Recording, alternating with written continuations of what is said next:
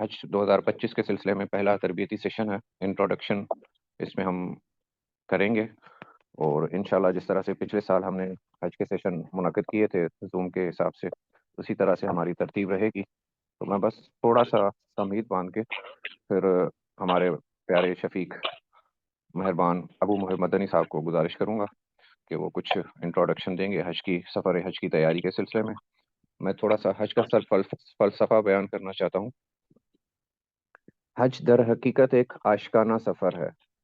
اس کی ظاہری صورت بھی عجیب و غریب ہے، اور اس میں غضب کی جاذبیت ہے۔ قدم قدم پر عشق و محبت کی پربہار منزلیں طے ہوتی ہیں۔ حج کے افعال و اعمال مظاہر عشق ہیں۔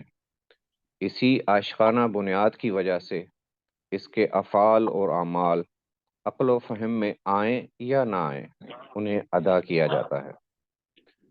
اس میں کسی قسم کی کوتاہی، غفلت یا سستی نہیں برتی جاتی۔ چنانچہ تمام انبیاء کرام، صحابہ کرام، بزرگان دین، اہل ذوق و محبت نے بھی ٹھیک اسی طرح بے چونچراں انہیں ادا کیا ہے، اور یہی عبدیت کے شان کے لائق ہے۔ یہ حقیقت ہے کہ جب تک حاجی اپنی عقل و فہم، پسند ناپسند کو حکم الہی پر قربان کرنا نہ سیکھے، یا جب تک یہ جذبہ پیدا نہ ہو، وہ حج کر ہی نہیں سکتا۔ اس لیے کسی کی عقل و فہم میں یہ کیوں کر آ سکتا ہے کہ وہ دنیا کی تمام آسائشوں، آرام، راحت و سکون کو ترک کر کے کفن نما دو چادریں لپیٹ کر دیوانہ وار عشقیہ ترانہ لبیک اللہم لبیک، لبیک لا شریک لک لبیک پڑھتے ہوئے گھر سے نکلے، یہاں تک کہ اپنے گھر بار، عہدہ و منصب، مکان و دکان، عیش و آرام تک کی پرواہ نہ رہے۔ صرف یہی نہیں بلکہ ایک چار دیواری کے گرد دیوانہ وار چکر لگاتا پھرے۔ آئیے اس سفر عشق کی ایک جھلک دیکھتے ہیں۔ دلائل و برہین بتاتے ہیں کہ اللہ تعالیٰ ہر جگہ موجود، بلکہ شہ رگ سے بھی زیادہ قریب ہے، اور اپنے بندے کی ہر صدا کو ہر جگہ سے سنتا ہے، جواب دیتا اور قبول کرتا ہے۔ پھر اسے بچوں اور ملک و وطن سے کیوں دور کیا جاتا ہے؟ مگر عشق کہتا ہے کہ مالک کا بلاوا اور محبوب و معشوق کی چاہت ہے، اس کے بلاوے پر ضرور جائیں گے، اور سفر بھی اپنی مرضی کا نہ ہوگا، بلکہ معشوق نے جس کیفیت و حیت بنا کر آنے کا مطالبہ کیا ہے، اس کو اپنانے کو اپنے لیے باعث عزت و افتخار سمجھیں گے۔ پھر یہ بات بھی قابل غور ہے کہ عام حالات میں مہذب اور باحیا مسلمان اپنا پسندیدہ لباس اتار کر کفن کی دو چادروں کے ساتھ کسی سنجیدہ محفل و اجتماع میں جانا تو درکنار، گھر سے باہر نکلنا بھی گوارا نہیں کرتا۔ مگر جب حاجی کو اپنے محبوب رب کی جانب سے اس طرز لباس کو اپنانے کا حکم ملتا ہے، تو وہ اپنے تمام تقاضوں کو بالائے طاق رکھ کر اسے سرمایہ افتخار سمجھتے ہوئے دنیا بھر کے بڑے اجتماع میں جانے پر آمادہ ہو جاتا ہے، اور اب عملی طور پر وہاں پہنچ جاتا ہے۔ پھر حرم کی ایک نیکی پر لاکھ کا اجر ملتا ہے، اور بیت اللہ میں ہر وقت نازل ہونے والی 120 رحمتوں میں سے 60 رحمتیں طواف کرنے والوں، 40 نماز پڑھنے والوں اور 20 دیکھنے والوں کے حصے میں آتی ہیں۔ تو عقل کا تقاضا تو یہی ہے کہ ہر وقت بیت اللہ میں رہتے ہوئے اس کا طواف، نمازیں اور اس کے دیدار کی سعادت حاصل کی جائے۔ مگر ہم دیکھتے ہیں کہ بیت اللہ کو خیر باد کہہ کر منا کی سنگلاخ وادی میں چلے جانے، وہاں سے عرفات، مزدلفہ کی لقدق صحرا میں رات گزارنے کا حکم ملتا ہے۔ ایسا کیوں ہے؟ تو عقل کے برعکس عشق کہتا ہے کہ اس میں مولا کی رضا ہے۔ جب تک بیت اللہ میں رہنے کا حکم تھا، وہی عبادت تھی۔ جب منا، عرفات، مزدلفہ جانے کا حکم ملا، اب یہی سب سے بڑی نیکی اور اللہ کے حکم کو بجا لانا ہے، اور حکم کی بجا آوری ہی حقیقی اطاعت اور عبادت ہے۔ غرض حج عشق و محبت اور تسلیم و رضا کا نام ہے۔ اسے عقل و فہم، ادراک و شعور ذوق و مزاج کے پیمانوں سے نہیں ناپا جا سکتا، اور نہ ہی اس پر اللہ تعالیٰ کی عطا و عنایت بے پایاں کا اندازہ کیا جا سکتا ہے۔ معزز عازمین حج، تھوڑا سا فلسفہ حج میں نے بیان کیا۔ اب بغیر ٹائم ضائع کیے ابو محب مدنی صاحب کو میں گزارش کروں گا کہ وہ حج کی سفر کی تیاری کے بارے میں کچھ بیان کریں۔ السلام علیکم ورحمۃ اللہ وبرکاتہ۔ وعلیکم السلام ورحمۃ اللہ وبرکاتہ۔ اعوذ باللہ من الشیطان الرجیم، بسم اللہ الرحمن الرحیم۔ رب اشرح لی صدری ویسر لی امری واحلل عقدۃ من لسانی یفقهوا قولی۔ صدق اللہ العظیم۔ اللہم صلی علی محمد فی اول کلامنا، اللہم صلی علی محمد فی اوسط کلامنا، اللہم صلی علی محمد فی آخر کلامنا، جزا اللہ عنا سیدنا محمد ما و اہلہ۔ اللہ جل شانہ کا خصوصی فضل اور کرم ہوا جس نے ہمیں ایک خیر کے کام میں اکٹھا کیا۔ اللہ جل شانہ مجھے حق بات کہنے کی، آپ کو حق بات سننے کی، اور ہم سب کو حق پہ چلنے کی توفیق عطا فرما دے، آمین یا رب العالمین۔ سب سے پہلا جو کام ہے، کوئی بھی کام کر رہے ہیں آپ، چاہے دنیا کا ہے چاہے آخرت کے بارے میں ہے، تو اس کے پیچھے کوئی نیت کار فرما ہوتی ہے۔ چنانچہ بخاری شریف کی حدیث کا مفہوم ہے کہ تمام اعمال کا دار و مدار نیتوں پہ ہے۔ تو اس مبارک سفر پہ جانے سے پہلے سب سے پہلے اپنی نیتوں کی اصلاح کر لینی چاہیے کہ یہ صرف اور صرف سفر حج اللہ جل شانہ کے لیے ہو۔ قرآن حکیم کی قائد ہے، وَأَتِمُّ الْحَجَّ وَالْعُمْرَةَ لِلَّهِ، حج اور عمرہ صرف اللہ کے لیے۔ ایک اور آیت مبارکہ کا ترجمہ ہے، آیت مبارکہ ہے، إِنَّ صَلَاتِي وَنُسُكِي وَمَحْيَايَ وَمَمَاتِي لِلَّهِ رَبِّ الْعَالَمِينَ، یعنی ہر چیز اللہ جل شانہ کے لیے ہو اور اس کا غیر کسی جگہ پہ نہ ہو۔ نہ دنیا کا کوئی جاؤ حشمت کے لیے بندہ کام کر رہا ہو، نہ کوئی اپنے نام کے ساتھ حاجی الحاج لگانے کے لیے کام کر رہا ہو، نہ اس نے کسی کو دکھانا ہو۔ بس وہ جیسا کہ امجد بھائی نے کہا کہ ایک سفر عشق ہے، اور سمجھ لیجئے کہ آدم علیہ الصلوۃ والسلام سے لے کے میرے آقا کریم علیہ الصلوۃ والسلام تک تمام عاشق صادق جو انبیاء علیہ السلام، رسول، پیغمبر گزرے ہیں، سب کا یہی رستہ تھا، سب کا یہی طریقہ تھا۔ جو بھی اللہ تک پہنچنا چاہتا ہے تو وہ اسے پیروی کرنی پڑے گی آقا کریم علیہ الصلوۃ والسلام کی۔ تو اس سفر کو ایسے سمجھے کہ میں آقا کریم علیہ الصلوۃ والسلام کے قدم با قدم اس سفر کو کر رہا ہوں، جس کا مقصود منشا صرف یہ کی ہے کہ اللہ راضی ہو جائے اور اس کا قرب نصیب ہو جائے۔ اب اس سفر میں سب سے جو پہلی چیز ہے کرنے والی، وہ تو میں نے بتلائی کہ نیت کی اصلاح، اس کے بعد مالی تیاری ہے۔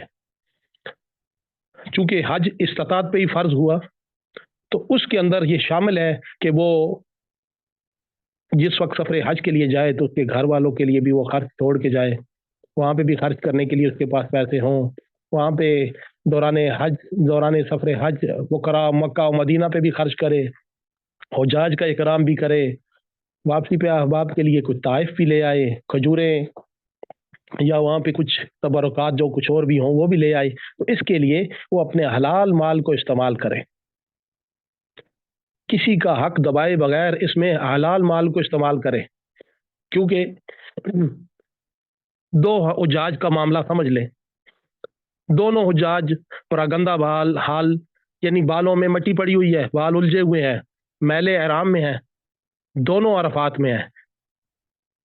ایک لبیک کہتا ہے تو آگے سے آواز آتی ہے لبیک و سعدیک، تیری لبیک قبول ہے، تیرا آنا قبول ہے، کیونکہ اس کا مال اس کا حلال ہے، اس کا جو ہڈیوں میں طاقت ہے وہ حلال مال کی ہے، اس کا گوشت حلال مال سے بنا، اس کے خون میں حلال دوڑ رہا ہے، اس کا جو احرام ہے وہ حلال مال کا ہے۔ تو اب جب وہ لبیک پکارے گا تو اللہ جل شانہ کی طرف سے لبیک و سعدیک کی آوازیں آئیں گی۔ अब दूसरा हाजी बज़ाहिर तो उसी तरह का ही है, लेकिन वो जब कहता है लब्बैक तो आवाज आती है ला लब्बैक ला सदैक, तेरी लब्बैक कबूल नहीं, तेरा आना कबूल नहीं, क्योंकि उसका माल हराम का है, उसकी हड्डियों में हराम धंसा हुआ है, उसके खून में हराम दौड़ रहा है, उसका गोश्त जो है वो हराम से बना हुआ है, उसने लोगों के हकूक गसब किए हुए हैं, उसने बहनों का माल खाया हुआ है, उसने पड़ोसियों का माल खाया हुआ है, उसने इदारों का अपने मुल्क का माल खाया हुआ है। तो ऐसे बंदे को फिर वहां पे खसारा पाएगा वो। तो इसलिए माली तैयारी के लिए वो अपने हलाल माल को सर्फ करे ताकि वो हज की तमाम बरकत से मुस्तफीज हो सके। अब दूसरे नंबर पे आ गई जो जिस्मानी तैयारी है। तो इसमें देखें कि अगर बंदा फिट होगा, सेहतमंद होगा, तो वो ना सिर्फ अपने अमाल को, अपने अफ़ाल को, अपने मनासिक को अच्छे तरीके से अदा करेगा, बल्कि वो दूसरों के लिए भी कारआमद साबित होगा। वो जो नीचे गिरा हुआ हाजी होगा उसे उठाने के काम आएगा, वो खिदमत के काम आएगा, वो दूसरों के दुखों को कम करेगा, बजाय ये कि वो खुद सेहतमंद ना हो तो फिर उसके अपने रोने धोने वो ही खत्म नहीं होंगे, हर जगह पे गिले शिकवे उसके बढ़ते जाएंगे। तो इसके लिए सबसे ज्यादा करामत ये है कि हाजी साहिबान, तमाम आजमीन हज 1 किलोमीटर सुबह से वॉक स्टार्ट कर दें, फिर शाम को भी 1 किलोमीटर शुरू कर दें और इसको बतदरीज बढ़ाते जाएं, और यहाँ तक कि ये सुबह शाम की मिला के 6 7 8 किलोमीटर 10 किलोमीटर तक बन जाए तो ये बहुत अच्छी रहेगी। फिर इसके अंदर दूसरा मरला ये शामिल कर लें कि आप धूप में निकलना शुरू करें। अभी तो सर्दी का मौसम है, तो अभी थोड़ा थोड़ा निकलना शुरू करेंगे तो बतदरीज जब गर्मी आती जाएगी तो बंदा साथ उसके उसके सिंक्रोनाइज हो जाएगा और उसको कोई मसला नहीं होगा। और फिर अगले मरहले में वाक जो है वो नंगे सर भी करे, ताकि अयाम हज में वो जो कि नंगे सर होगा तो उस वक्त उसको कोई मसला पेश ना आए। इसके साथ वो एहराम में की हालत में जो पहनने वाली चप्पल है, अच्छी किस्म की चप्पल खरीद ले और वो चप्पल पहन के भी वाक करे ताकि उसके पाँव आदी हो जाए। उंगलियां जो है वो कई बंदों को जख्म पड़ जाते हैं, वो मसला भी नहीं होगा। अब ख्वातीन के लिए मसला है कि कई वाक के लिए नहीं निकल सकती, तो वो घर में अगर सीढ़ियां हैं तो वो सीढ़ियों को के ऊपर ऊपर जाना और फिर नीचे आना, इसको ये समझ लें कि एक दफा एक सेट समझ लें, और सुबह शाम ऐसे ही कम से कम 10 दफा सुबह शाम लगातार आ जाएं और घर के अंदर नंगे पाँव वॉक करें। इससे उनके पाँव जो है वो नंगे ये फर्श पे चलने के आदी हो जाएंगे और वहां पे जाके कोई तकलीफ भी नहीं होगी, और सीढ़ियां चढ़ने की वजह से उनके जो मसल्स में क्रैम्प वगैरह पड़ते हैं वो मसला भी नहीं होगा। मर्द हजरात जो हैं नंगे पाँव चलने के लिए मसाजद के सैन का इंतखाब करें, वहां पे उन्हें काफ़ी आसानी रहेगी। अब जो हजरात अपने वालदैन के साथ या अगर कोई कपल भी जा रहा है, उसकी बीवी या उसका भाई या कोई भी ऐसे 2 या 2 से ज़्यादा हाजी हैं और कोई उसमें से बीमार भी है और उसे उनका इरादा है व्हील चेयर पे हज करवाना है, तो फिर बेहतर ये है कि आप जब वाक के लिए निकलें तो हाजी साहब के बराबर या तो वजन व्हील चेयर के ऊपर रख लें या हाजी साहब को बैठा कर वाक करें। अगर बहुत ज़्यादा नहीं कर सकते तो लाजमन कुछ ज़रूर करें, लाजमी, और खुसूसन उतराई चढ़ाई पे व्हील चेयर चढ़ाने की महारत हासिल कर लें, क्योंकि इसमें महारत ना होने की वजह से बहुत बड़े हादसे होने का इम्कान है। और ये व्हील चेयर वाली वाक जो है इंशाल्लाह वहाँ पे बहुत करामत साबित होगी, जिसकी वजह से आपके मसल्स बहुत बेहतर हो जाएंगे।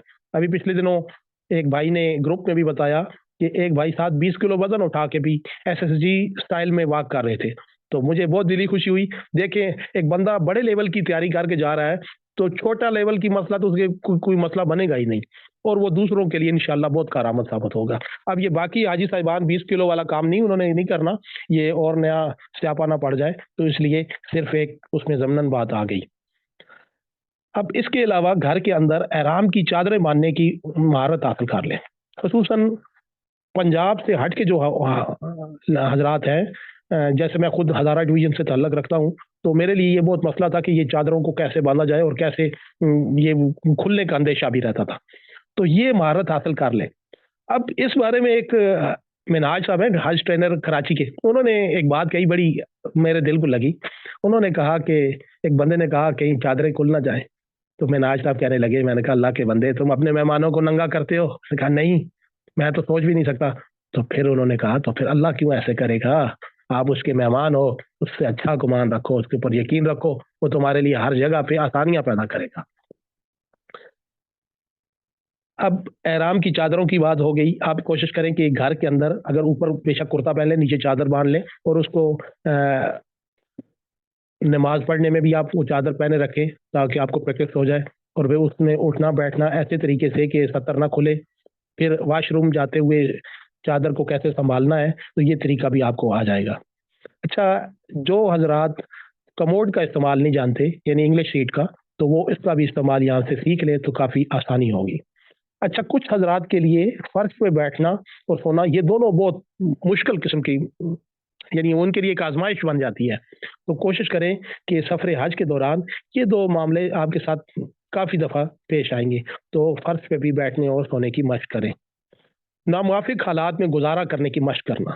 دیکھیں, اب ایک بندہ ہے کہ اس کا یعنی اس کی زندگی اس میں گزری ہے کہ وہ پیدل کبھی چلا ہی نہیں, تو وہ پیدل چلنے کی پریکٹس کرے. ایک بندہ گرمی میں کبھی باہر نکلا ہی نہیں, تو وہ گرمی میں باہر نکلے. پھر کچھ ایسا بندہ ہے جس نے اپنے ہاتھ سے کبھی خود کام کیا ہی نہیں, تو وہ اپنے کاموں کو خود کرنے کا طریقہ کرے. تو یہ چیز وہاں پہ اگر اس مشق میں جب وہ کچھ ٹائم لگائے گا تو کچھ ٹائم کے بعد اس کے لیے بہت آسانیاں پیدا ہو جائے گی. اور پھر ایک اور جسمانی تیاری میں ایک امپورٹنٹ یہ بھی ہے کہ سعودیہ کے ٹائم کے مطابق سونا جاگنا, یہ حج کے سفر سے کچھ پہلے, یعنی اگر ایک مہینہ پہلے آپ یہ روٹین سیٹ کرنا شروع کر دیں تو آپ کے لیے وہاں پہ جا کے بہت زیادہ آسانی ہو جائے گی, اور آپ کے لیے انشاءاللہ اس میں کوئی مسئلہ پیش نہیں آئے گا. اب اس کے بعد آ جاتی ہے علمی تیاری. اب جاننے والے اور نہ جاننے والے قرآن کہتا ہے برابر نہیں ہو سکتے, تو اس لیے حلال حرام کا علم حاصل کرنا تو ہر مسلمان کے اوپر ویسے بھی فرض ہے.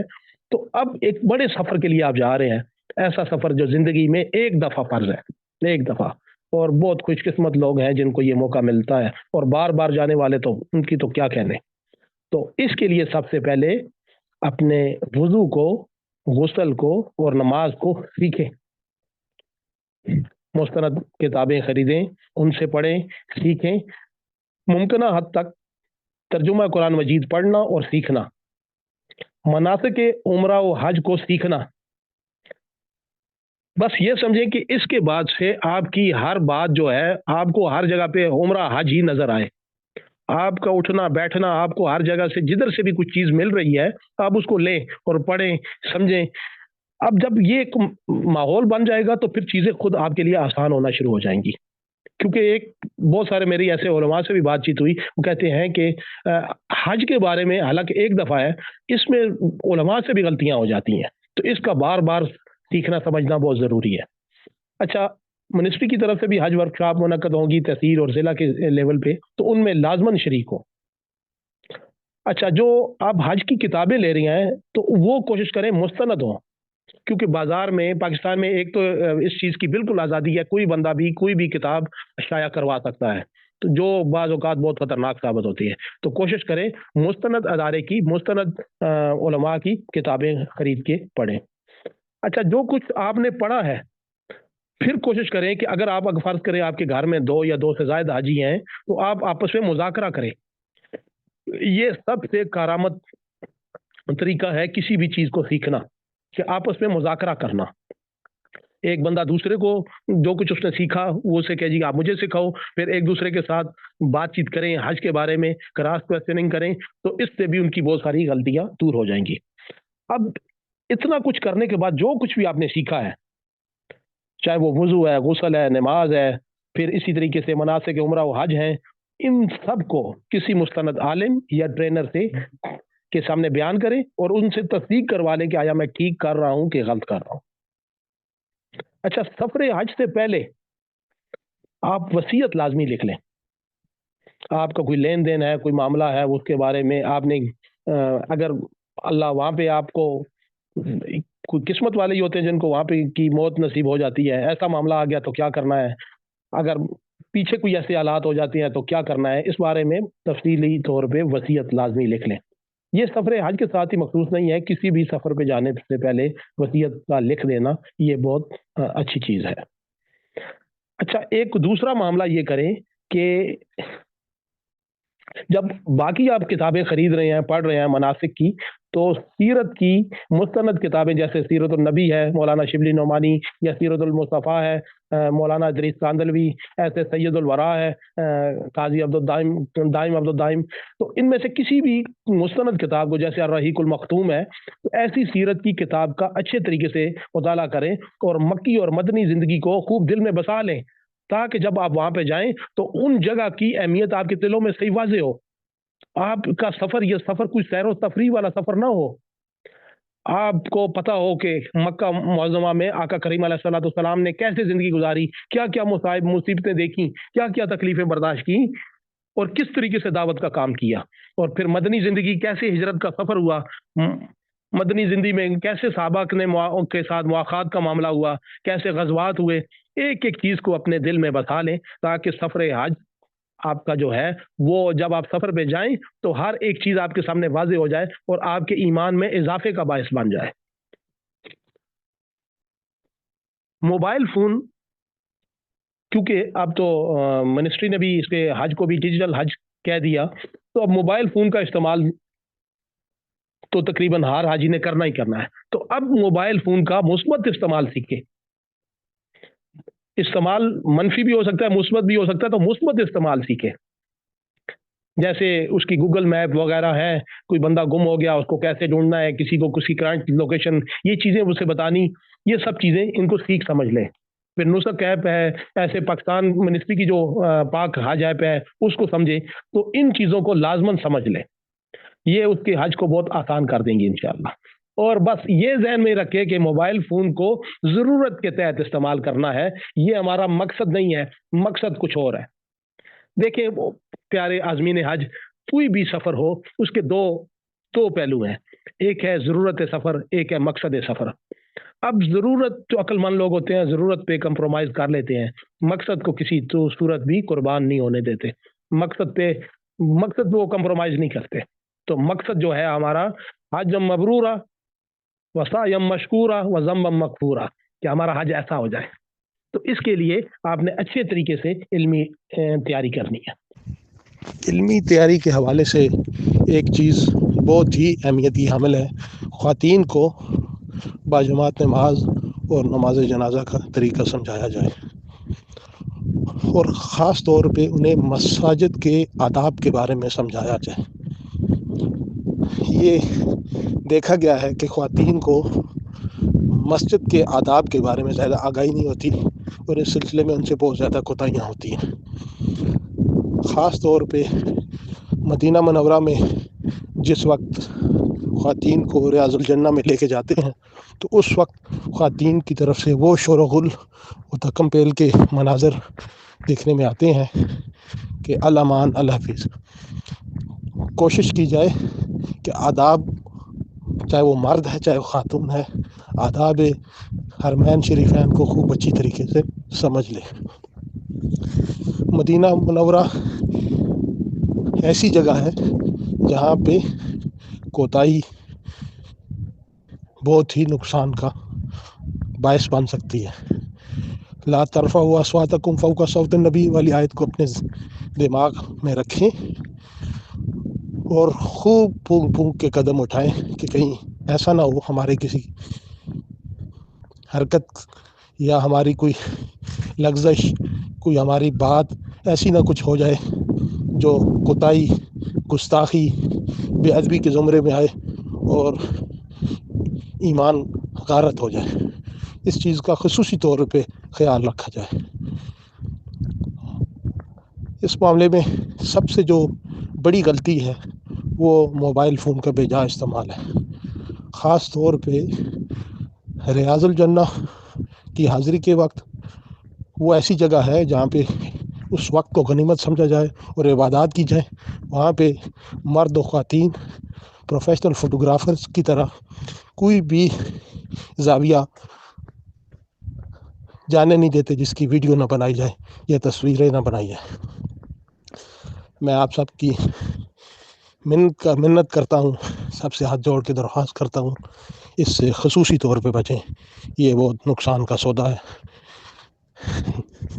وہ ایسی مقدس جگہ ہے، وہاں پہ جا کے بابرکت اعمال کیے جائیں، اور خوب نفع کمایا جائے. اور مواجہ شریف پہ تو بہت ہی احتیاط کرنی چاہیے. میر کا ایک شعر ہے، لے سانس بھی آہستہ کہ نازک ہے بہت کام، آفاق کی اس کارگاہ شیشہ گری کا. پیارے عازمین حج، یہ وہ جگہ ہے جہاں پہ جبرائیل امین بھی اجازت لے کے آیا کرتے تھے. ہوش میں رہیں، پھونک پھونک کے قدم اٹھائیں اور کوشش کریں کہ جیسا کچھ علماء نے بیان فرمایا ہے آداب حرمین کے بارے میں، اس کے ایک ایک لفظ کو اپنے اندر بسا لیں اور اس کے مطابق وہاں پہ وقت کو گزاریں. اب سفر حج پہ تو آپ نے جو کرنا ہے وہ تو آپ سیکھ رہے ہیں. مستند علماء سے یہ بھی سمجھنا اور سیکھنا کہ واپس آ کے ہم نے کیا کرنا ہے، اور بقیہ زندگی میں عازمین حج عمرہ کی کیسے رہنمائی کرنی ہے، اور کیسے ہماری زندگی ایسی ہو جائے کہ لوگوں کے اوپر اس کے اچھے اثرات پڑیں. تو یہ بھی علمی تیاری ہے، یہ بھی آپ نے علماء کرام سے لازماً سیکھنا ہے. اب اس کے بعد آ جاتی ہے بہت ہی اہم روحانی تیاری. اب دیکھیں، ایک زمیندار ہے، ابھی گندم کی بوائی کے دن بھی آئے ہوئے ہیں، تو زمین کے اندر جتنا حل اچھا چلایا جائے، اس کے اندر سے وہ جو جڑی بوٹیاں وغیرہ صاف کی جائیں، موٹی موٹی جو اگر ڈھیلے ہیں انہیں توڑا جائے اور زمین کو تیار کیا جائے اچھے طریقے سے، اور جب بارش پڑتی ہے تو وتر آ جاتا ہے، یعنی بیجوں کی بوائی کا وقت. تو وہ جیسے ہی بیج پھینکتے ہیں تو کچھ دنوں میں اچھی فصل نکل آتی ہے.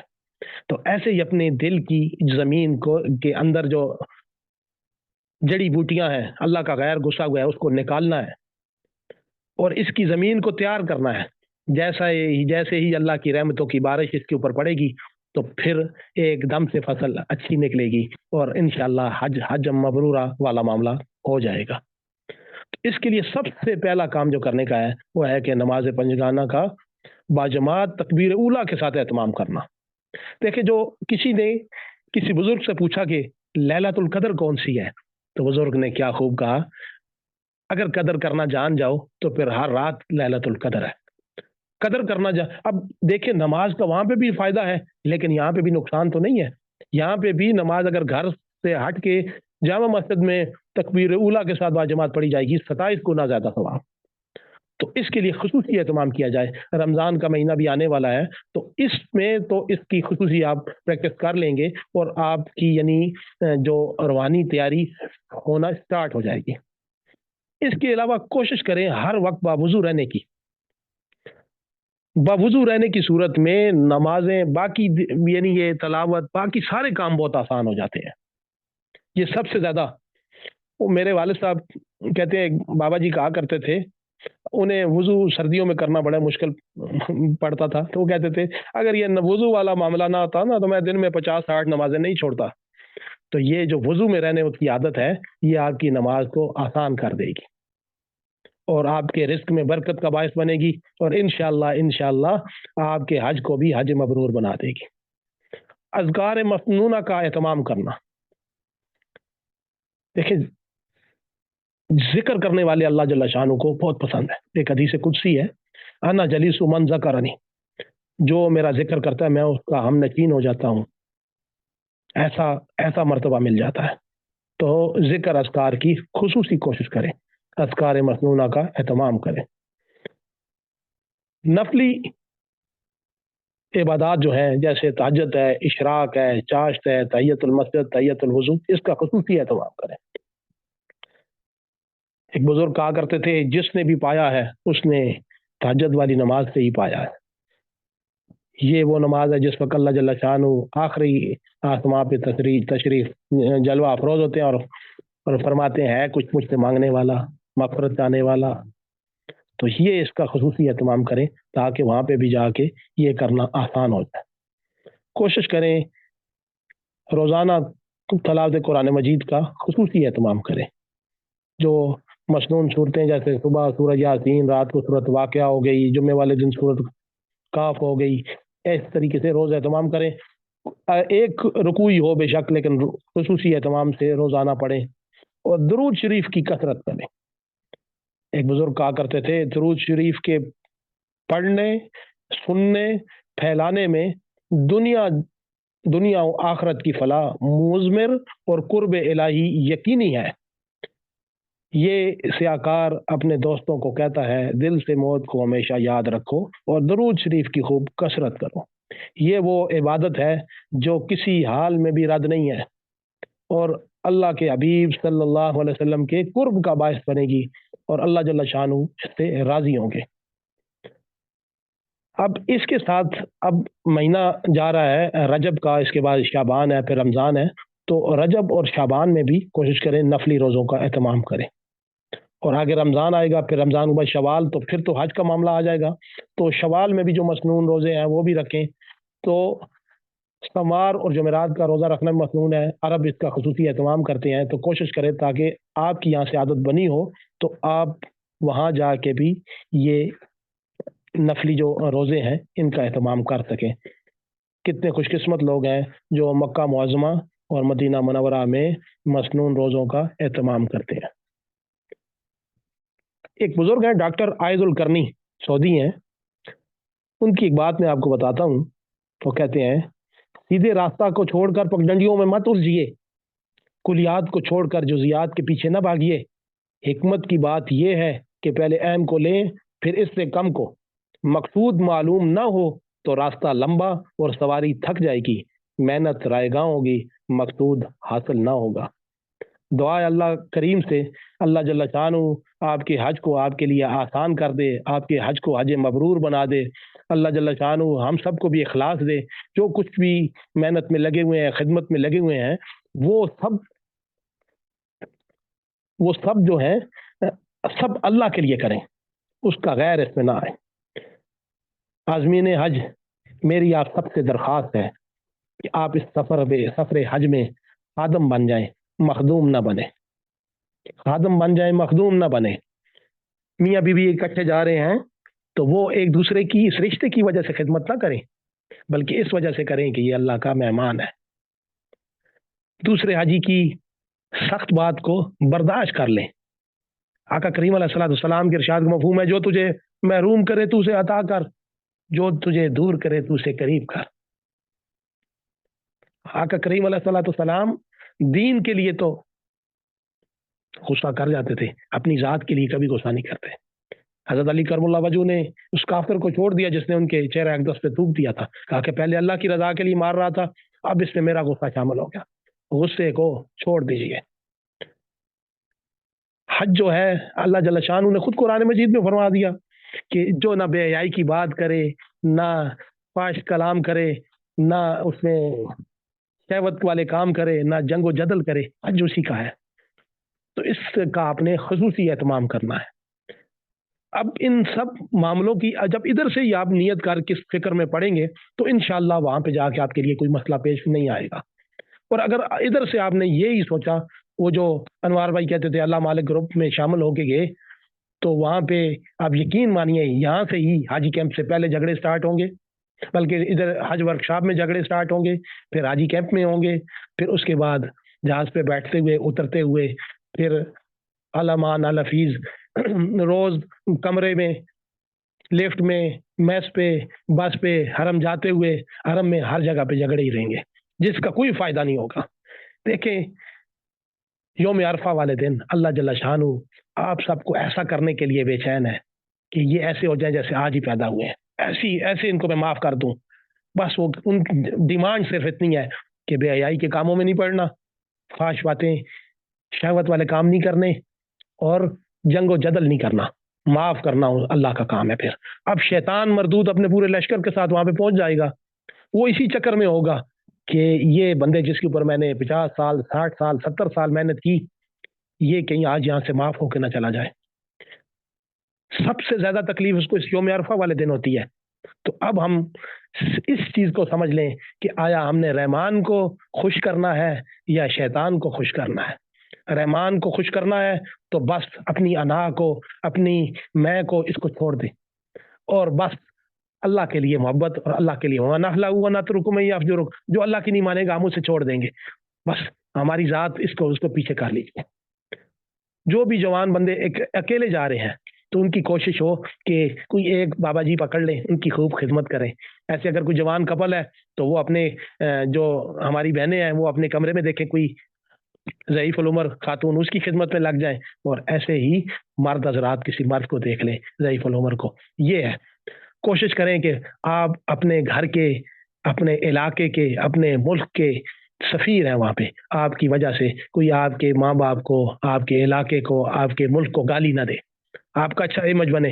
یہاں سے جاتے وقت کچھ ٹافیاں بھی جگ لے جائیں، کوئی کھانے پینے کی چیزیں لے جائیں. پاکستانی بھی کہیں کوئی تقسیم کرتے ہوئے نظر آئے تو واللہ کتنی اچھی بات ہوگی. ہر لائن میں ہم لگے ہوتے ہیں. اصل میں مانگنا جو ہے ہمارا اصل میں قومی شعار بن گیا ہے، تو ہم سفر حج پہ بھی جا کے اسی میں ہی لگ جاتے ہیں. تو اس سے میرے بہن بھائیوں سب نے بچنا ہے. کوئی بندہ اکرام کرتا ہے تو وقار کے ساتھ، تسلی کے ساتھ اس سے چیز لے لیں اور وہ چیز کھا لیں. جتنی مل جائے اس پہ شکر ادا کریں، اس کا بھی اور اللہ کریم کا بھی. اور کوشش کریں کہ خدمت میں ہمارا بھی ہاتھ لگ جائے. کوشش کریں یہاں سے حج کو اتنا اچھا سیکھ کے جائیں، وہاں پہ جا کے جو بیچارے نہیں سیکھ کے جا سکے ان کی رہنمائی ہو سکے. اور ان کو سمجھائیں کیسے. اب دیکھیں موسیٰ علیہ السلام کو اللہ جل شانہ نے فرعون کی طرف بھیجا تو فرعون کہتا تھا انا ربکم الاعلی، سب سے بڑا خدا میں ہوں. اتنا بڑا دعویٰ کرنے والا، اور اللہ جل شانہ کو پتا تھا کہ اس نے ماننی نہیں ہے بات. پھر بھی موسیٰ علیہ السلام کو فرمایا موسیٰ اس کے ساتھ نرمی کے ساتھ بات کرنا، شاید مان جائے. یہ ہم سب کے لیے تعلیم ہے کہ کیسے ہم نے بات کرنی ہے، کیسے کسی کو سمجھانا ہے.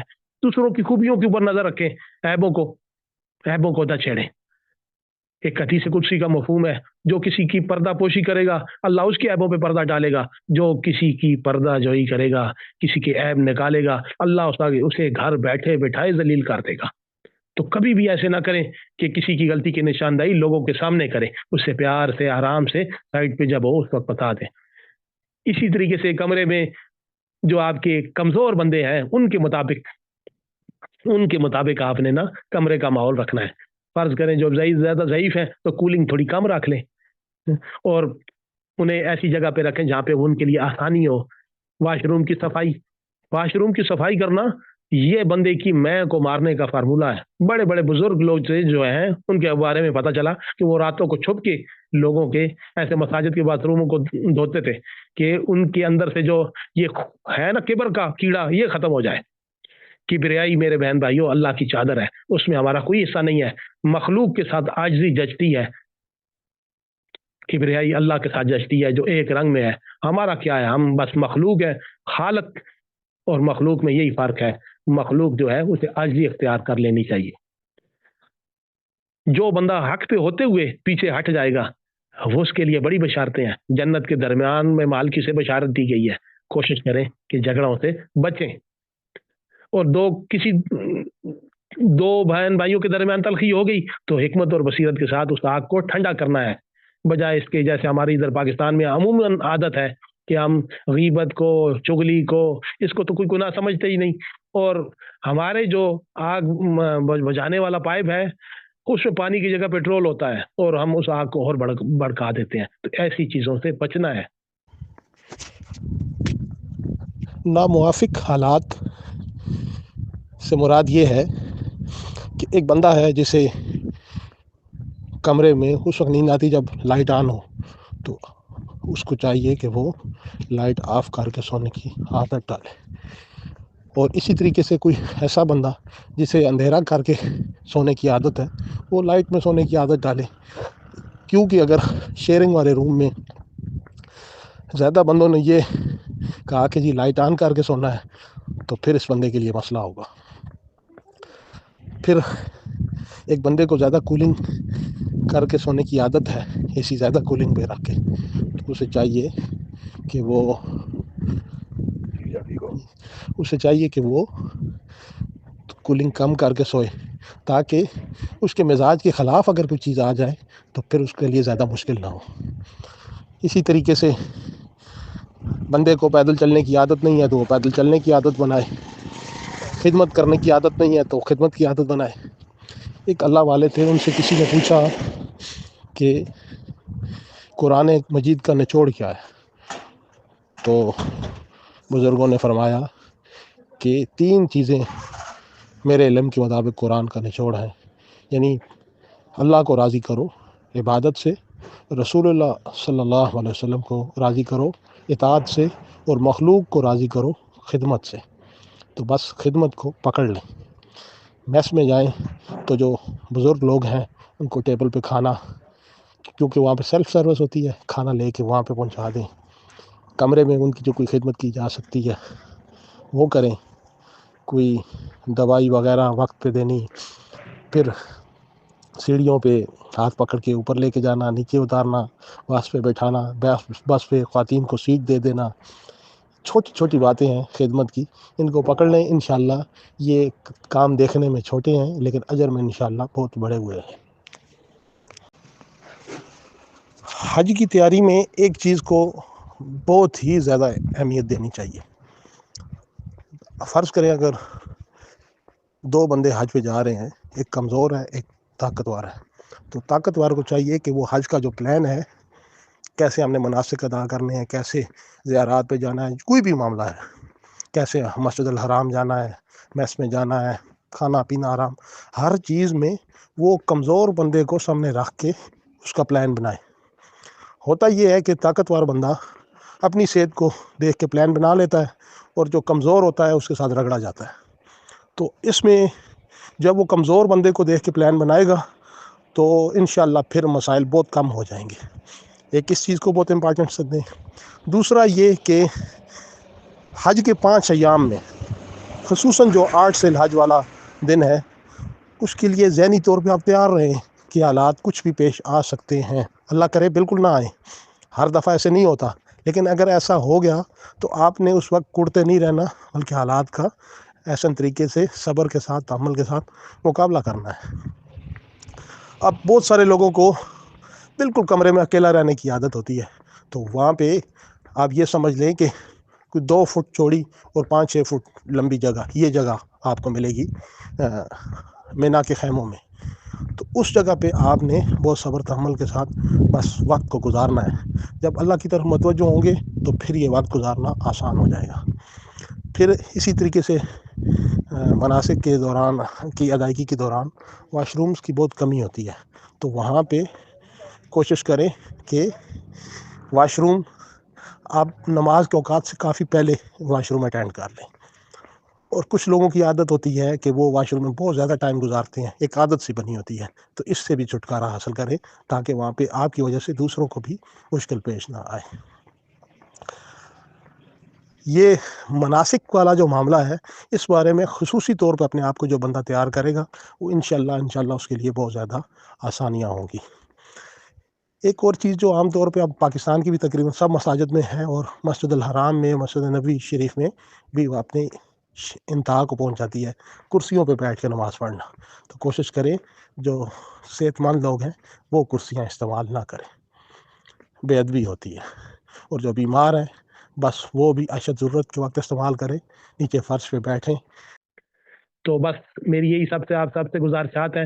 मैं खुद अनपढ़ सा बंदा हूँ, इतना मुझे कुछ पता नहीं है। ये भी अमजद साहब ने हुक्म दिया, अमजद भाई ने, तो मैंने कुछ गुजारिशात कर दी। अल्लाह जल्ल शानहू मेरा कहना सुनना, आपका सुनना सब कबूल करे। अल्लाह हम सबको इखलास से अपने हबीब सल्लल्लाहु अलैहि वसल्लम की शफात कुबरा हम सबको नसीब करे।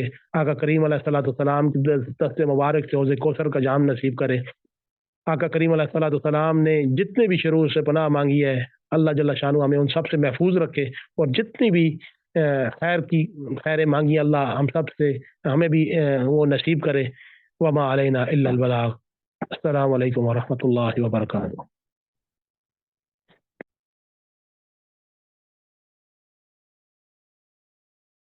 जज़ाकल्लाह शफीक भाई, माशाल्लाह आपने बहुत अच्छे तरीके से बयान किया है और उम्मीद है कि हाजी साहिबान को इसका बहुत फ़ायदा होगा।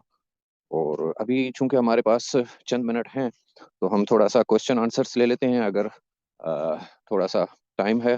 क्वेश्चन आंसर्स के लिए हमारी रूटीन ये है कि नीचे जाएंगे, बार में रिएक्शंस हैं, रिएक्शंस का टैब है, रिएक्शंस के टैब में आप जाके रेज हैंड करें। रेज हैंड करने के बाद 1 बाय 1 जो है ना वो आपके क्वेश्चंस जो है ना वो आपका माइक अनम्यूट किया जाएगा, आपके स्क्रीन पे मैसेज आ जाएगा, आप माइक अनम्यूट करेंगे और अपना क्वेश्चंस पूछ लेंगे।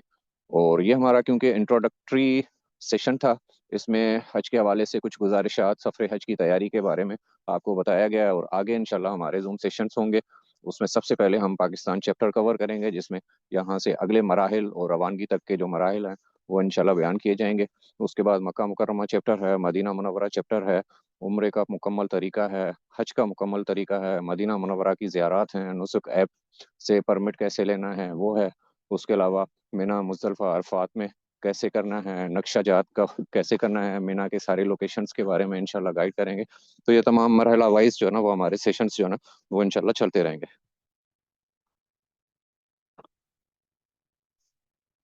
تو کوشچن آنسرز کی طرف آ جاتے ہیں۔ یہ ہمارے پاس ایک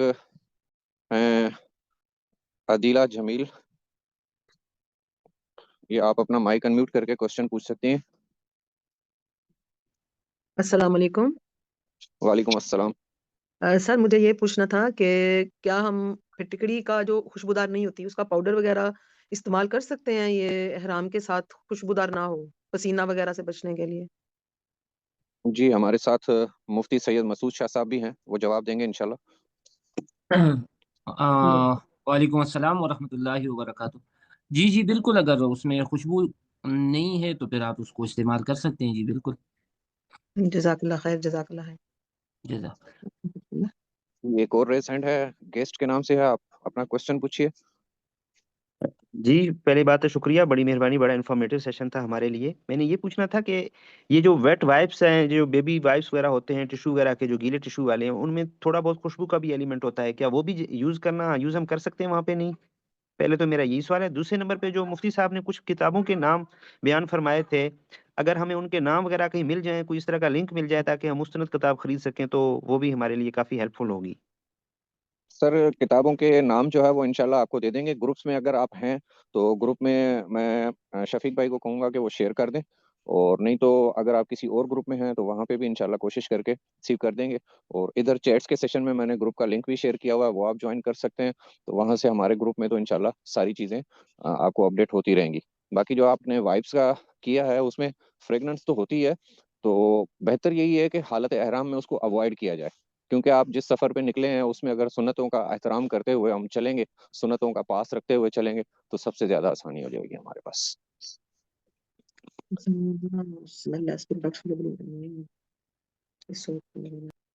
جی اور کوئی کوشچن نہیں ہے؟ جی محمد نعیم صاحب،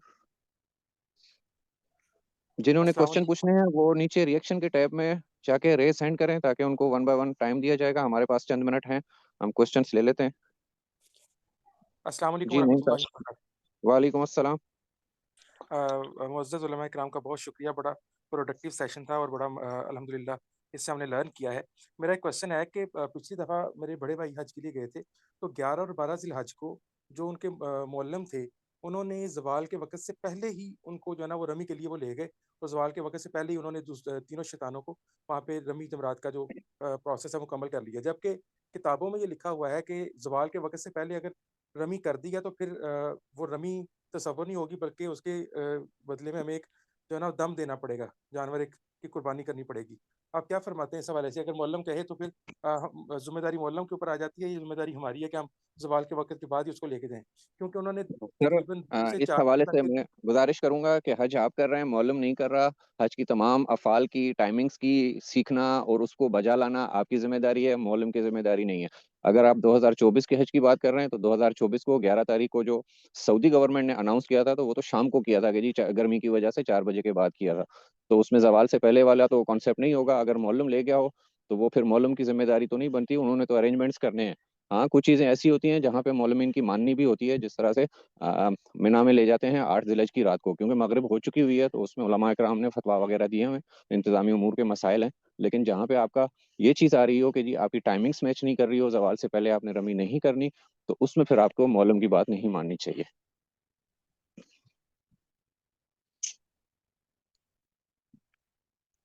یہ انور صاحب ہیں کوئی؟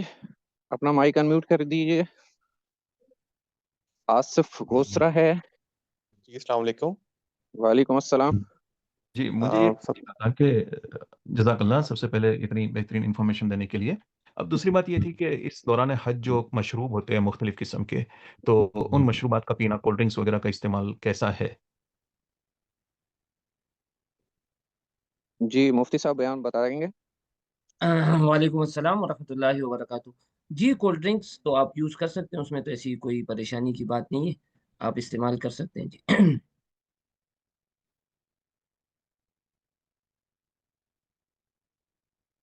जी। जी, नेक्स्ट तारिक साहब हैं, जवाद अली हैं, ये अपने आप माइक अनम्यूट कर दें। अस्सलाम वालेकुम सर। वालेकुम अस्सलाम। मेरा सवाल ये है कि बुजुर्ग जब सही और तवाफ कर रहे हों तो मोज़े पहन सकते हैं? मोज़े पहन के तवाफ और सही में सही कर सकते हैं? क्योंकि वो सऊदी अरब की जो नुस्क एप्लीकेशन है उसके ऊपर वो ये आ रहे हैं, मोज़े आ रहे हैं कि आप ये वाले परचेज कर सकते हैं। ये आप थोड़ा सा बता दें। सर, मर्दों के लिए मुफ्ती साहब सही रहनुमाई फरमाएंगे, लेकिन मैं अपने इल्म के हिसाब से बता देता हूँ कि हालत हराम में अगर उम्रे का तवाफ कर रहे हैं या तवाफ ज़ियारा वगैरह कर रहे हैं तो उसमें मर्दों के लिए जो है वो मोज़े पहनना जायज़ नहीं है। हाँ, अलबत्ता ख़वातीन हैं तो वो मोज़े पहन सकती हैं, कोई मसला नहीं है। बाकी अगर नफली तवाफ कर रहे हैं तो वो मोज़े पहन के कर सकते हैं। अच्छा जी, मेरा ये सवाल है कि एहराम के लिए ये जो टॉवल वाले एहराम लोग काफ़ी प्रेफ़र करते हैं कि यूज़ करें, वो किसी न किसी तरह वो क्राफ्टेड होता है, उसमें सिलाई का एलिमेंट है।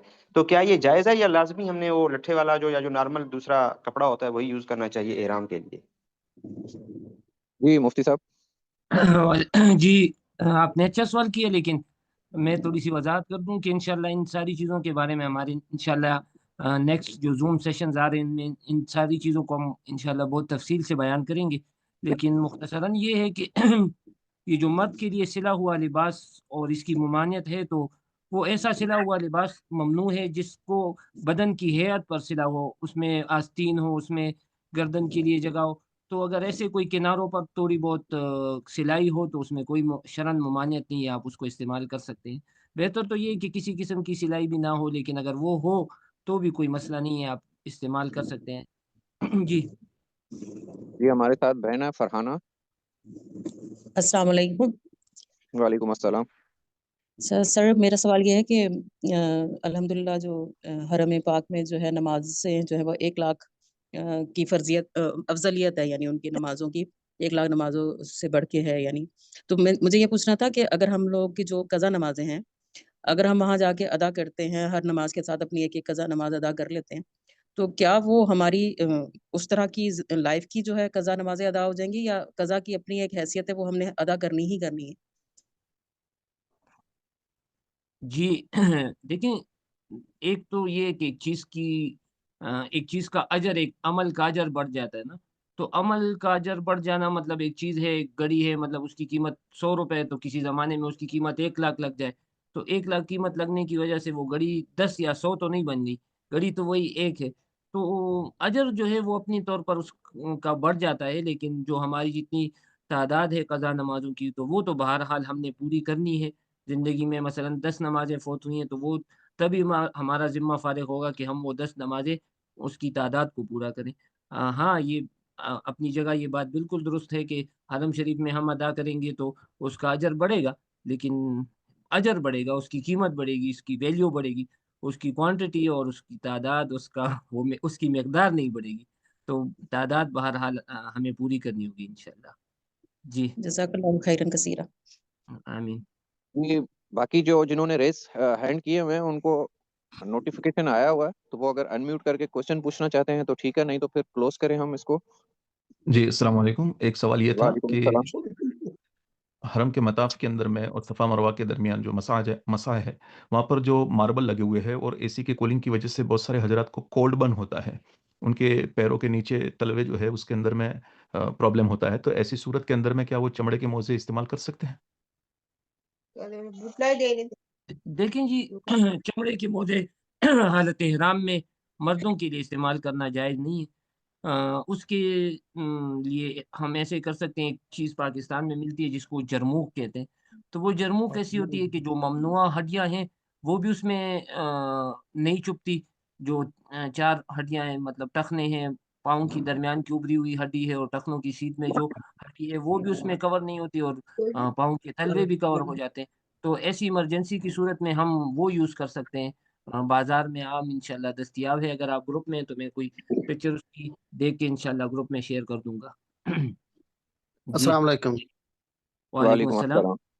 अच्छा भाईजान, मेरा सवाल ये है कि हालत एहराम में गर्मी होगी चूंकि, तो पसीना आता है, तो चेहरे का जो पसीना है या सर पे पसीना आता है बहुत ज़्यादा, तो उसको साफ़ करने के लिए कोई अलग से कपड़ा इस्तेमाल कर सकते हैं, या ये कहते हैं ना कि चेहरे पे कपड़ा नहीं आना चाहिए, एहराम के पल्लू वगैरह से साफ़ किया जा सकता है? किस तरह, मतलब वो पसीने को किस तरह हम कवर कर सकते हैं? जी, जी। शुक्रिया। जवाद भाई, बिल्कुल आप जल्दी से उसको साफ कर सकते हैं। कोशिश करें कि ज़्यादा देर तक वो कपड़ा चेहरे पर या सर पर ना रहे, जल्दी से उसको पोंछ लें तो इंशाल्लाह कोई मसले की बात नहीं है। जी, अस्सलाम वालेकुम। वालेकुम अस्सलाम। वालेकुम अस्सलाम। मेरे 2 सवाल हैं। पहला जी, सवाल तो जी। मेरा ये है कि आपने आज जो बताया है कि इसमें नियत के बारे में जो बताया कि नियत हमारी खालिसतन अल्लाह के लिए होनी चाहिए। तो अल्हम्दुलिल्लाह मुझे ये दोबारा सआदत मिल रही है। तो अब मैंने ये किसी ज़्यादा लोगों को नहीं बताया है, लेकिन अगर हम एक ग्रुप की सूरत में जा रहे हैं, अगर किसी को पता चलता है तो वो बड़ी उसको उसमें लेते हैं कि ये दोबारा हो रही है। लेकिन ये मेरा और मेरे रब का मामला है, मैं इसको मतलब वो नहीं करना चाहती कि मैं इसको दुनिया दिखलावे के लिए कर रही हूँ। तो खालिसतन अल्लाह की उसके लिए मैं बार-बार अपनी रिकाउंसलिंग करती हूँ कि नहीं, ये मेरी अल्लाह के लिए है, दुनिया के लिए नहीं है। तो ऐसे उसमें हम क्या इस्तिग़फ़ार ज़्यादा पढ़ें, अगर कभी हमसे बाय मिस्टेक कुछ ऐसा हो जाए कि लोगों को लग रहा है कि हम ये भई दुनिया के लिए कर रहे हैं या कुछ इस तरह से। और दूसरा मेरा सवाल ये है कि मैं शरई पर्दा करती हूँ, तो फर्स्ट टाइम जब हम मुज़दलिफ़ा पहुँचे, तो वहाँ जो हमने कैप लगाई हुई होती है, तो वो सजदा करते वक़्त वो हमारे मुँह पे टकरा रही थी। तो वो उस हालत में मैंने ये उस वक़्त सुना था कि ज़्यादा देर मुस्तकिल मुँह पे लगने से दम वाजिब होता है, मतलब उसका एक टाइम पीरियड होता है, लेकिन अगर शॉर्ट टाइम पे वो लग रही है, तो उस पे दम वाजिब नहीं होता है। ये मैं सही है या नहीं? ये 2 बताइएगा बातें। जी, अच्छे सवालात हैं आपके दोनों। देखिए, जैसे आपने खुद फरमाया कि रिया और ये चीज़ें, ये हमारा और हमारे रब का एक मामला है। और ये बाज़ मरतबा ये शैतान भी बड़ा अजीब है, उसके नूरानी चाल भी होते हैं, नूरानी जाल भी वो बिछाता है। तो ये हम इतनी इसकी चीज़ के पीछे पड़ जाएँ कि जी ये रिया में आता है कि नहीं, तो हमारे अकाबिरीन फरमाते हैं कि अगर आपका दिल में कभी ये आया कि मेरा ये अमल रिया के लिए है, तो तब भी उसे ना छोड़ें। तो शैतान का वो चाल वो उसकी नाकाम हो जाएगी। बिल्कुल इन चीज़ों की परवाह ही ना करें, ना ये रिया में आता है, ना कुछ। हज के लिए लाज़मन बंदा जाता है, 40 दिन वो अपने माहौल से दूर होगा, तो लाज़मी बात है उसके आस-पास लोगों को भी पता चलेगा। और ये वो तो रिया के पीछे पड़ जाना भी एक किस्म के इंसान को वो शक में मुब्तला कर देता है। तो इंशाअल्लाह ऐसी कोई बात नहीं है, आप बेफ़िक्र हो जाएँ, ये रिया में नहीं आता। दूसरा सवाल आपने पूछा, तो हाँ, बिल्कुल आपने सही सुना है कि थोड़ी देर के लिए कपड़ा लग जाए तो इससे कोई दम वाजिब नहीं होता। और लाज़मी बात है, इंसान कमज़ोर है, कभी-कभी कपड़ा लग भी जाता है थोड़ी देर के लिए चेहरे के साथ, तो इससे दम वाजिब नहीं होता। बहरहाल हम सब जितने उलमा या सब साथी यही मशवरा देते हैं कि हज के अमल में, उम्रे के अमल में हम ज़्यादा से ज़्यादा सदक़ात का एहतमाम करें, तो जो थोड़ी बहुत कमज़ोरी इसमें हुई हो तो वो इंशाअल्लाह उससे कवर हो जाएगी। जी। अस्सलाम अस्सलाम वालेकुम वालेकुम। जी। ये मुफ्ती वालेकुम। साहब से मेरा सवाल ये है कि अगर हम उम्रे पे जाते हैं तो हमें जैसे खाना काबा की ज़ियारत करके हम दुआ करनी है, नियत करनी है उम्रे की, और 2 नफ़िल पढ़ने हैं और नफ़िल की नियत क्या करनी है?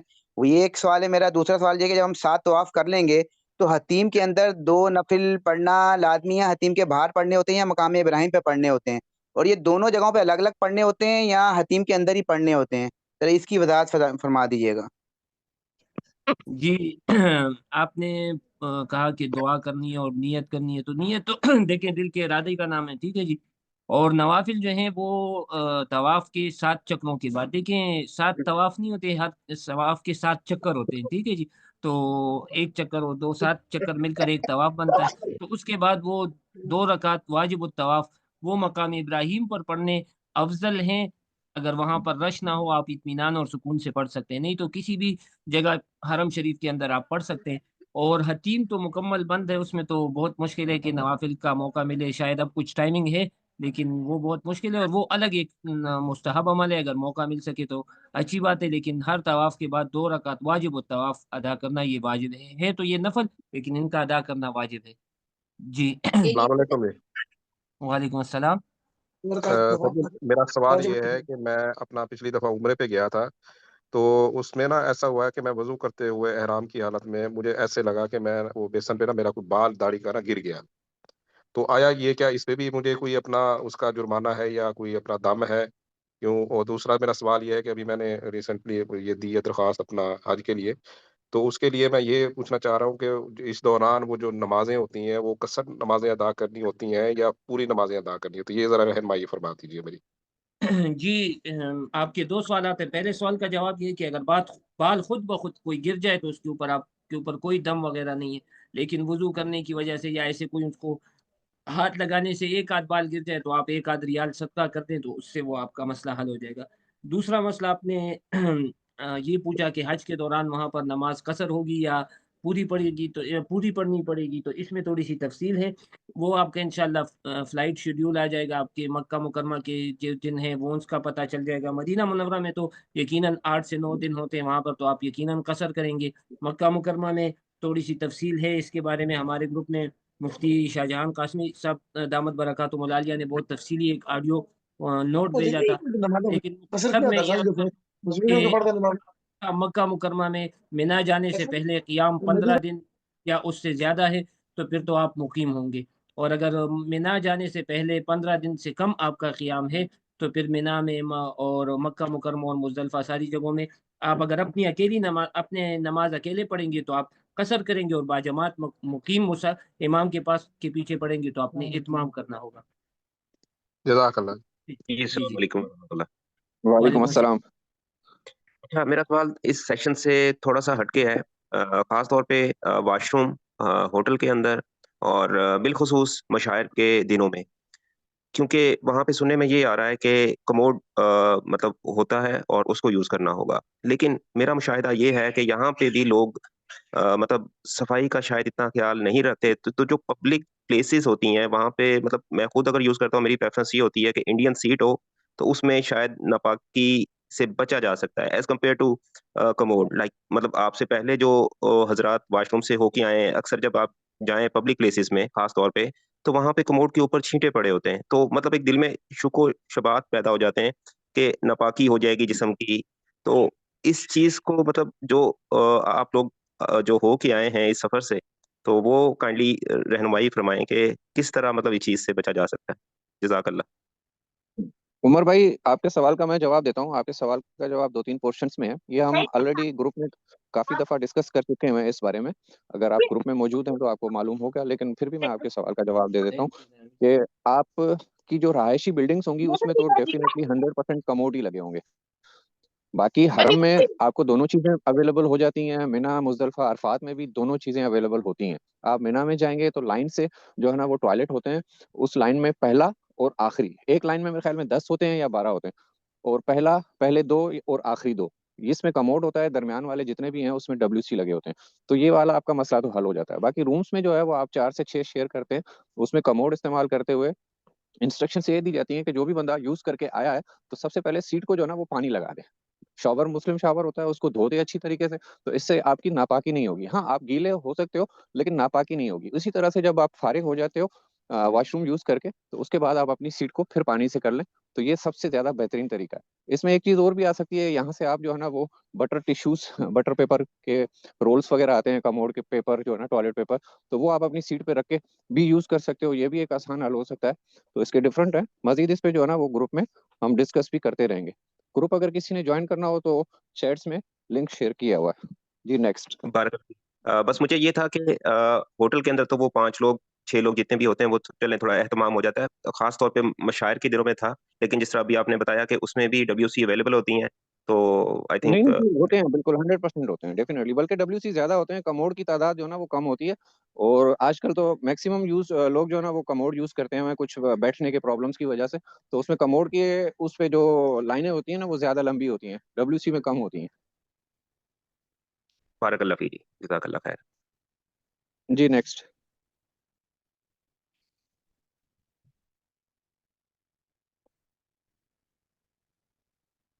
جی اب ہمارے پاس میرے خیال میں کوئی بھی نہیں ہے.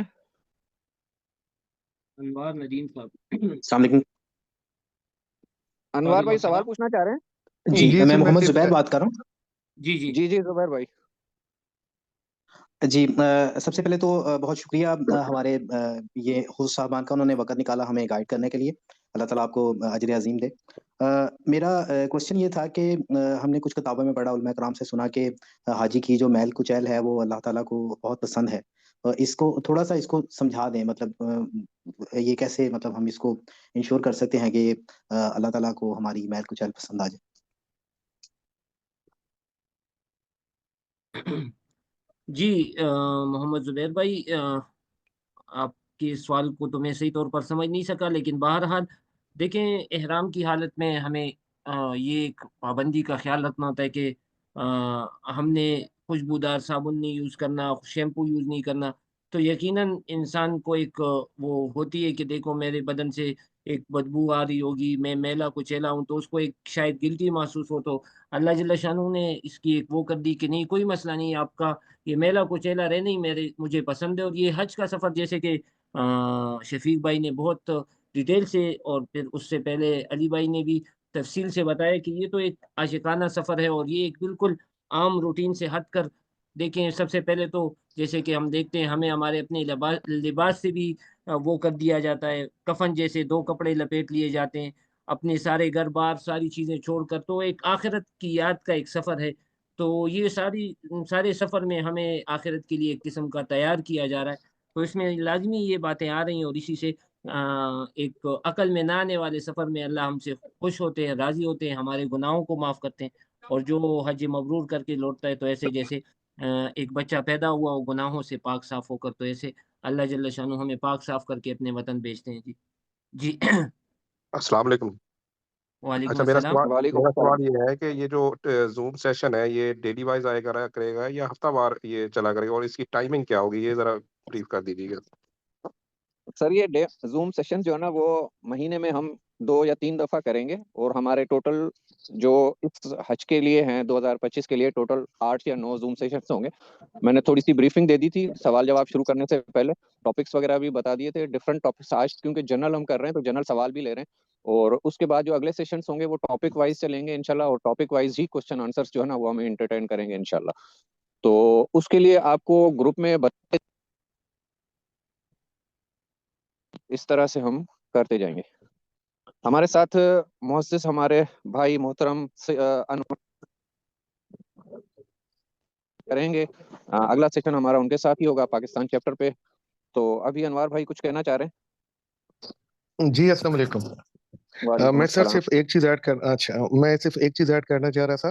गालिबन वेस्टर्न कमोड तो सीट वाले को कहते हैं, वो ईस्टर्न कमोड के हवाले से आप कहना चाह रहे थे, जो इंडिया और पाकिस्तान में सब कॉन्टिनेंट में इस्तेमाल होता है।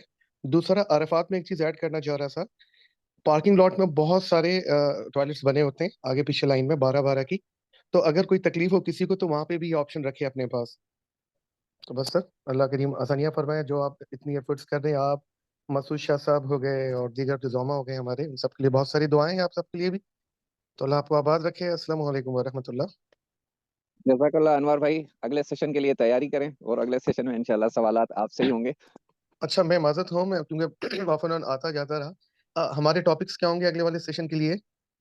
सर सबसे पहला अगला सेशन जो होगा वो पाकिस्तान चैप्टर हम कवर करेंगे, उसके बाद मदीना मुनव्वरा चैप्टर, उसके बाद मक्का मुकर्रमा चैप्टर, उसके बाद उम्रे की अदायगी, फिर हज की अदायगी, मदीना मुनव्वरा के फजाइल, और रोज़ा रसूल सल्लल्लाहु अलैहि वसल्लम पर हाजिरी, नुसुक ऐप, मिना के नक्शा और हज के अच्छा अय्याम। अच्छा, मैं सिर्फ कि पाकिस्तान चैप्टर या मदीना चैप्टर के साथ इंक्लूड होगा या सेपरेट होगा? पाकिस्तान चैप्टर देखेंगे, क्योंकि अभी मैं मेरा थोड़ा सा ख्याल कि डिसाइड करना जिस है। तरह जी एक्चुअली मुझे जिस तरह आपने ग्रुप को लेके चले, वो इतनी सारी इंफॉर्मेशन मिल चुकी हुई है इनको। आगे पाकिस्तान चैप्टर में हमारे पास सिंपली कलेक्शन ऑफ पासपोर्ट या अदर चीजें रह जाती हैं। तो अगर एक सजेशन है, हम्बल सबमिशन, कि अगर हम मदीना भी इसके साथ मिला के करें, बेहतर नहीं है? बाकी जो आप बेहतर समझें। मदीना मुनव्वरा चैप्टर हो सकता है, पाकिस्तान चैप्टर मदीना चैप्टर इकट्ठा ही हो सकता है, क्योंकि पाकिस्तान चैप्टर में हाँ अभी क्यों? आपके बायोमेट्रिक स्टार्ट हो जानी है, उसके बाद ट्रेनिंग स्टार्ट हो रही है 18 तारीख से, उसके बाद आपकी कलेक्शन ऑफ पासपोर्ट्स हैं, वैक्सीनेशन हैं, मेडिसिन की पैकिंग है, बैग सर वो किस तो तरह का होना हाँ चाहिए, बैग की वेटेज क्या है, ये सारे टॉपिक्स जो है ना उसमें कवर हो जाएंगे इंशाल्लाह। चले, बहुत बहुत शुक्रिया आपका। अस्सलाम वालेकुम वरहमतुल्लाह। जज़ाकल्लाह सर। वालेकुम अस्सलाम। जी सर, नेक्स्ट क्वेश्चन। अस्सलाम वालेकुम, उमैर खालिद बात कर रहा हूँ, कैसे हैं आप? ठीक है। अच्छा, वालेकुम अस्सलाम। मेरा सवाल ये है कि एक दो बार आपके मैसेजेस ग्रुप के या एक कुतुब जो है उनमें से पढ़ा है कि ये जो एहराम के ऊपर हम बेल्ट बांधते हैं, ये मकरूह के जुमरे में आता है। तो तकरीबन जो है ना काफ़ी सारे हुज्जाज कराम जो वीडियोस पिछले सालों की हम देखते हैं, तकरीबन 99% लोगों ने बांधा होता है, और वो ज़रूरी भी होता है कि उसमें मोबाइल या कोई छोटा वैलेट, रियाल वगैरह या इस तरह की चीज़ें डाली होती हैं। तो इस बारे में ज़रा वज़ाहत फरमा दें काइंडली। जी वालेकुम अस्सलाम वरहमतुल्लाहि वबरकातुहू। देखें, मेहर भाई, ये जो आपने बात पढ़ी सही बात है, लेकिन देखिए इसमें नीयत की बात होती है। अगर आप इस नीयत से बेल्ट बांधते हैं कि इससे मेरा इहराम वो मजबूत हो जाएगा और गिरने से बच जाएगा, तो इस नीयत से बांधना मकरूह है। बाकी जो आप फरमा रहे हैं, जो इसके मकासद बता रहे हैं कि हमारा मोबाइल, हमारी सफरी डॉक्यूमेंट्स और रियाल वगैरह इसमें हम सेव करेंगे, तो इस मकसद के लिए अगर आप बांधेंगे तो इसमें किसी किस्म की कोई कराहत नहीं है। इसके लिए तो बिल्कुल जायज़ है और इसी मकसद के लिए बांधना भी चाहिए। तो थोड़ी-सी नीयत को हम तब्दील करेंगे तो कराहत से इस्तिहबाब में आ जाएँगे, कोई मसला नहीं। जज़ाकल्लाह जी, मुफ्ती साहब, जज़ाकल्लाह। आमीन, आमीन। जी। नेक्स्ट। मेरा एक और सवाल ये था मुफ्ती साहब से कि मैंने किताब में पढ़ा कि जब काबे पे आपकी पहली नज़र पड़े तो आपको ये लिखा हुआ था कि हमें मुस्तजाब दावत बना दें। तो इसको मुफ्ती साहब थोड़ा-सा एक्सप्लेन कर दें? जी, मुस्तजाब दावत का मतलब ये है कि मैं ज़िंदगी में जो भी दुआ माँगूँ, मेरी तमाम दुआएँ अल्लाह कबूल फ़रमाए। तो एक अच्छा मौका है दुआओं की कबूलियत का, तो वो जो कहते हैं ना हम कि पैकेज लगा लिया जाए सारी ज़िंदगी के लिए कि मैं मुस्तजाब दावत हो जाऊँ, तो पैकेज लग गया, बस जब भी दुआ माँगूँ अल्लाह मेरी दुआओं को कबूल करे। जी, इंशाल्लाह। मुफ्ती साहब इंशा ये बताइए कि अगर ये हमने पहली नज़र में ये दुआ माँगी है और हम एक से ज़्यादा उम्रें करते हैं इंशाल्लाह, तो ये हम हर दफ़ा ये माँग सकते हैं या ये पहली नज़र में ही माँग सकते हैं? जी, अल्लाह के दरबार में कोई कमी नहीं है। हज़ार बार माँगे, लाखों बार माँगे, अल्लाह से माँगते ही रहें। अल्लाह देने पे ना उनकी हाँ, कोई कमी होती है और ना उनको कुछ नुकसान होता है। जितना हम माँग सकते हैं अल्लाह से ही माँगे और जितना माँगे, जितनी बार माँगे, जितने लाखों बार माँगे, कोई मसले की बात नहीं। जी, जज़ाकल्लाह। मुफ्ती साहब, मेरा भी एक सवाल है। अल्लाह खैर करे, अल्लाह खैर करे। जी, फरमाएँ। सबक नंबर 25 सवाल नंबर 13 में जो आपने जवाब दिया है, कोई गाय का मामला ज़िक्र किया है, तो वो अगर वो गाय वाला अगर आप कर दें, यहाँ पे बयान कर दें, तो काफ़ी सारे सवालात मेरे पास आ रहे हैं। अच्छा, वो तो पिछले साल हमने ज़ूम सेशन में एक वैसी एक जगह पर एक छोटा-सा लतीफ़ा या कह लें कुछ अर्ज़ किया था कि हम इंशाअल्लाह इस सफ़र में पूरी तैयारी के साथ जाएँ। ऐसे ना हो कि जो वहाँ लोग करें वही हम भी करें। तो उसपे मैंने एक छोटा-सा एक लतीफ़ा-सा सुनाया था पिछले साल कि एक आदमी की गाय बीमार थी। तो वो मशवरा लेने के लिए दूसरे आदमी के पास गया कि जी मेरी गाय बीमार है, इसके साथ क्या करूँ? आपकी जब गाय बीमार थी आपने उसके लिए क्या किया था? तो उस बंदे ने उसको जवाब दिया कि मैंने उसको मट्टी का तेल पिलाया था। तो इन साहिब ने और बाकी कुछ नहीं सुना, आकर अपनी गाय को भी मट्टी का तेल पिला दिया। तो वो जब मट्टी का तेल इसने पिला दिया तो इसकी गाय बेचारी फ़ौत हो गई। तो ये गिला करने के लिए उस साहिब के पास गए कि जी ये क्या हुआ? मैंने तो मट्टी का तेल पिलाया, मेरी गाय तो फ़ौत हो गई। तो उसने कहा हाँ ना, होनी भी चाहिए, मेरी गाय भी फ़ौत हो गई थी। तो मैंने ये अर्ज़ किया था कि ऐसे ना हो कि लोगों को देखा-देखी उनकी भी गाय फ़ौत हो और हमारी भी फ़ौत हो जाए, तो सीख कर जाना चाहिए। लोगों को देखा-देखी अमल नहीं करना चाहिए। जैसे हम सीख कर जाएँगे तो हमारे लिए कोई मसला नहीं होगा और अगर लोगों को देख कर जाएँगे तो फिर लाज़मी बात है कि गाय के फ़ौत होने का शदीद तरीन खतरा है। जी, जी, जज़ाकल्लाह मुफ्ती साहब, जज़ाकल्लाह।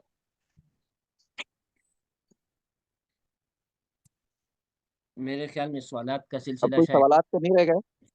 जी, जी मेरा एक सवाल है। जी, जी। जी सर। जी, अस्सलाम वालेकुम वरहमतुल्लाह।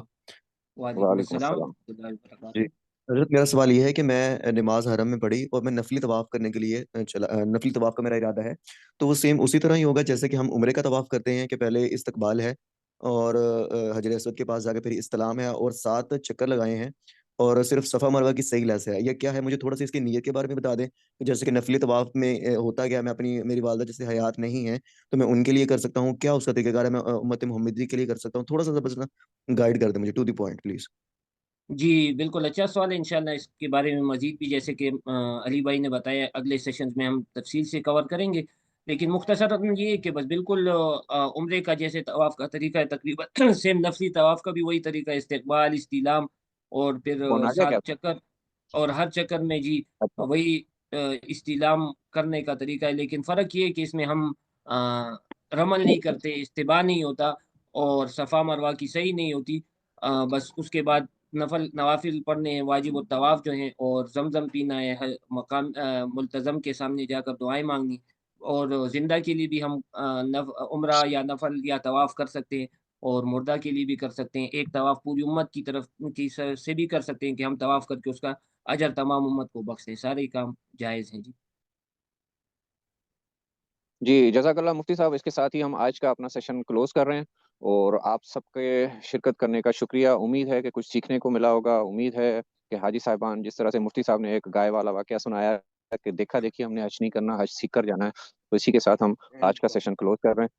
اور چیٹس میں جو ہے وہ گروپ کا لنک بھی شیئر کیا گیا ہے، اگر کوئی حاجی صاحبان جوائن کرنا چاہتے ہیں تو ویلکم ہے، باقی معاملات جو ہے وہ انشاءاللہ گروپ میں ڈسکس کیے جائیں گے۔ آج تک کے لیے علی بھائی کو اجازت دیجیے۔ السلام علیکم ورحمۃ اللہ وبرکاتہ۔ وعلیکم السلام ورحمۃ اللہ وبرکاتہ۔